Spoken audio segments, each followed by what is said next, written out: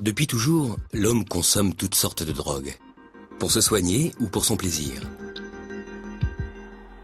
Alcool, cocaïne, morphine, c'est dans le cerveau que toutes les drogues agissent.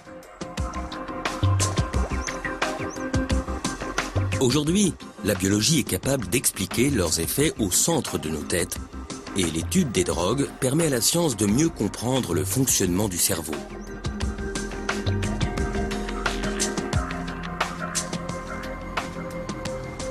Le cannabis est la drogue la plus consommée dans le monde.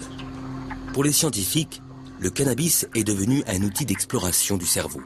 Un outil aussi inattendu que précieux.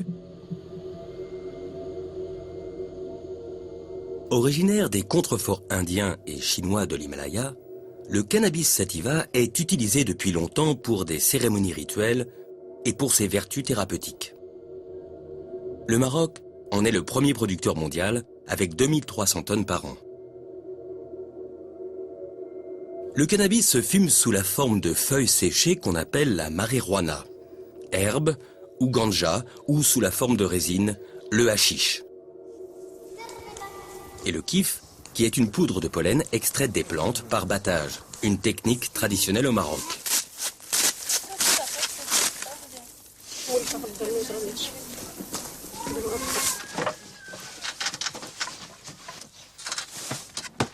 Avec plus de 160 millions de consommateurs, c'est la drogue illégale la plus répandue dans le monde. Pourtant, l'étude du cannabis a permis à des scientifiques, comme Daniel Piomelli, de découvrir un système essentiel au fonctionnement du cerveau. Un système dont personne ne soupçonnait l'existence il y a encore quelques années. Nous en savons beaucoup plus qu'il y a 10 ans, bien sûr, mais beaucoup de choses nous échappent. Je ne peux pas faire d'estimation de pourcentage, mais nous en sommes maintenant avec le monde cannabinoïde, là où nous en étions il y a peut-être 30 ans avec les transmetteurs analogiques comme la sérotonine ou la dopamine. Nous sommes arrivés à un moment merveilleux où nous commençons à pouvoir réellement apprécier à quel point ce système est important. Tellement important que ça nous excite beaucoup. Mais nous n'avons pas pleinement connaissance de ce système. Sans les rats et les souris, jamais l'action des drogues n'aurait pu être étudiée. Ils partagent une grande partie de leurs gènes avec nous et les drogues déclenchent les mêmes tempêtes dans leur cervelle.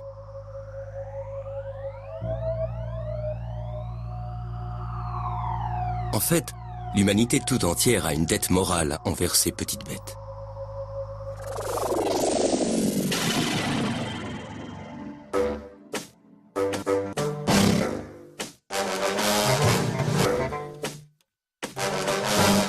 On peut droguer les rats, manipuler leurs gènes et même les découper en morceaux. C'est le triste mais nécessaire quotidien des laboratoires qui compare l'état des rats drogués ou génétiquement modifiés avec des rats contrôle ou normaux.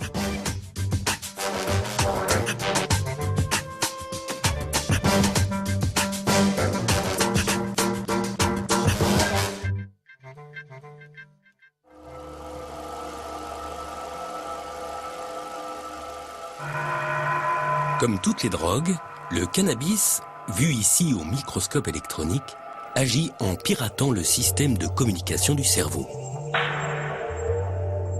Car notre cerveau passe le plus clair de son temps à bavarder avec lui-même. Son bon fonctionnement repose sur un dialogue incessant entre nos 100 milliards de cellules nerveuses, les neurones. Pour faire circuler l'information, les neurones s'envoient des messagers chimiques qu'on appelle les neurotransmetteurs.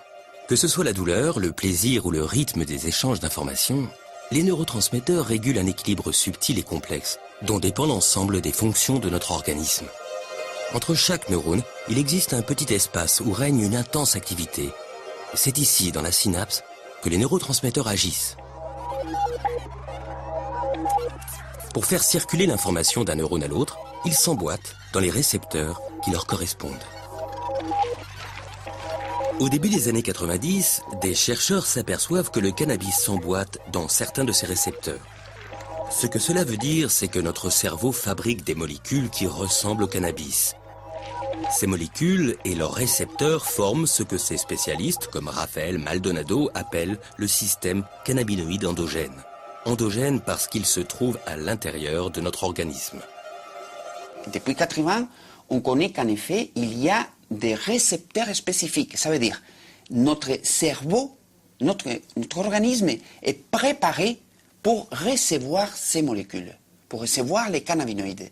Si notre organisme a des récepteurs, des protéines spécifiques pour fixer ces cannabinoïdes, c'est pas pour sentir les effets des hachis ou de la marijuana, non. C'est parce qu'on a aussi tout un système cannabinoïde endogène. Pour avoir une idée de l'importance des systèmes cannabinoïdes endogènes, je crois qu'il faudrait tout d'abord remarquer que la quantité de récepteurs cannabinoïdes, c'est beaucoup plus important que la quantité de récepteurs pour n'importe quel autre neurotransmetteur classique. La quantité de ces récepteurs a stupéfié les chercheurs.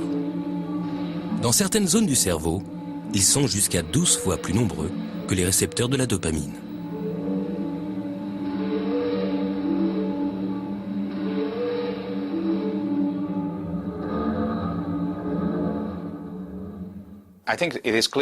Il est clair que le système cannabinoïde assure une fonction majeure dans le cerveau. Une fonction qu'on ne pouvait même pas soupçonner il y a encore 5 ans.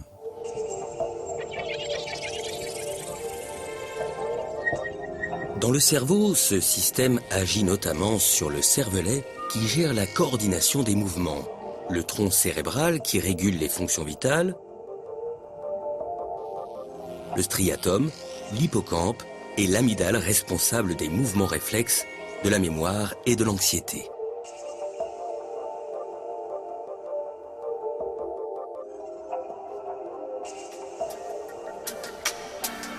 Une fois les récepteurs identifiés, les scientifiques sont donc partis à la recherche de ces molécules proches du cannabis que produit notre organisme. Autant dire qu'ils se lançaient dans l'exploration d'une véritable terra incognita du cerveau.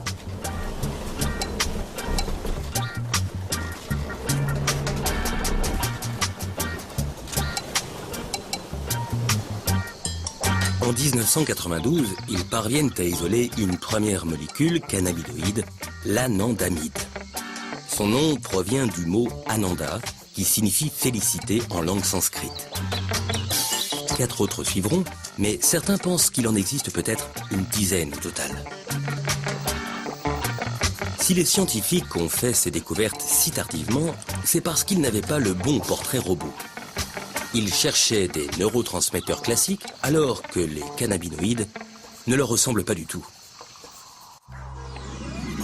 Prenons l'exemple de la dopamine. Ce neurotransmetteur attend, dans le premier neurone, qu'on lui demande d'agir. Il est alors libéré dans la synapse et va se fixer sur les récepteurs du neurone suivant. Les cannabinoïdes n'existent pas vraiment en tant que tels. Quand le cerveau a besoin d'eux, ils s'auto-fabriquent en utilisant les graisses de la surface des neurones. Ils se promènent ensuite dans la synapse et peuvent stimuler leurs récepteurs sur n'importe quel neurone. Neuropharmacologue au Collège de France, Jean-Paul Tassin étudie depuis longtemps les effets de la molécule active du cannabis, le delta-9 tétrahydrocannabinol ou THC. On peut dire que les humains, dans leur cerveau, fabriquent des molécules qui sont voisines des drogues. Quelle est la différence entre les drogues venant de l'extérieur et les drogues venant de l'intérieur ? Eh bien, en fait, une des grandes différences, c'est la quantité. C'est-à-dire que la quantité de produits que vous prenez avec le tétrahydrocannabinol ou l'opium n'a aucune commune mesure avec ce qui est libéré dans le cerveau. Ça, c'est le premier niveau. Et puis le deuxième niveau, c'est la localisation. C'est-à-dire que les produits en question, dans le cerveau, ne sont libérés qu'à un endroit extrêmement précis, au niveau de la synapse et au niveau d'une zone qui a une dimension infiniment petite. Alors que lorsque vous le prenez, que vous l'ingérez, l'ensemble du cerveau est pris par le produit. Et donc tous les sites sont simultanément stimulés. Eso es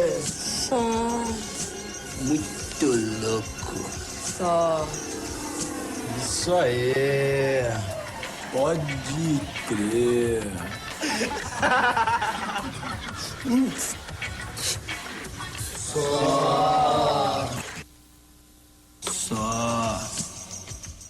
La seule chose qui va faire les pétards, c'est induire une activation du système cannabinoïde endogène.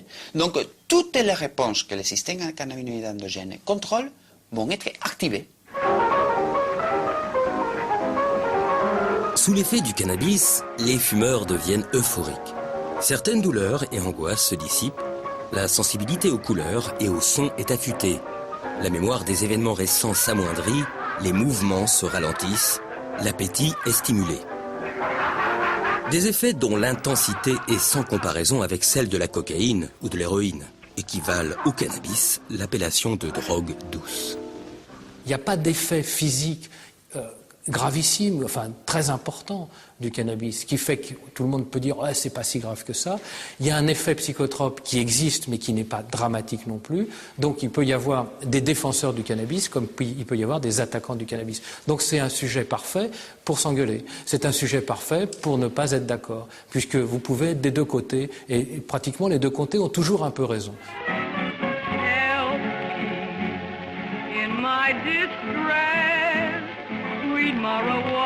Le cannabis commence à se diffuser en Europe au début du 19e siècle.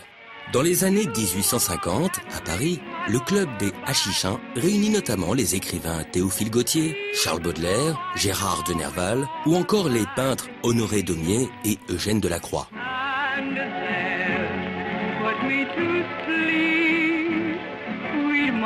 La consommation populaire de cannabis commence véritablement au début du XXe siècle aux États-Unis et dans les pays proches du Mexique.